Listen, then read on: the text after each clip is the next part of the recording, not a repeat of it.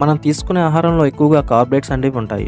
వీటిని పిండి పదార్థాలు అంటారు. ఈ కార్బోహైడ్రేట్స్ అనేవి జీర్ణం అయిన తర్వాత గ్లూకోజ్‌గా మారుతుంది. ఈ గ్లూకోజ్ అనేది స్లోగా రక్తంలో కలుస్తుంది. ఇలా రక్తంలో కలిసిన గ్లూకోజ్ శరీరంలోని అన్ని కణాలకు తీసుకెళ్తుంది. అప్పుడు ఈ గ్లూకోజ్ ఆ కణాల్లోనికి వెళ్ళి సెల్యులార్ రెస్పిరేషన్ జరిగి మనకి ఎనర్జీగా వచ్చేలా చేస్తుంది. గ్లూకోజ్ అనేది కణాలకు నేరుగా వెళ్ళలేదు. దీనికోసం ఇన్సులిన్ అనే హార్మోన్ కావాలి. ఇది ఒక లాక్ సిస్టమ్ లాంటిది. ఇన్సులిన్ ఉంటేనే గ్లూకోజ్ అనేది కణాలకు వెళ్ళగలదు. ఈ ఇన్సులిన్ అనేది మన శరీరంలో ప్యాంక్రియాస్ అంటే క్రోమగంధిలో విడుదలవుతుంది. రక్తంలో గ్లూకోజ్ పెరిగిన వెంటనే ప్యాంక్రియాస్లోని బీటా సెల్స్ కణాల ద్వారా ఇన్సులిన్ అనేది తయారు చేసి రక్తంలో విడుదల చేస్తుంది.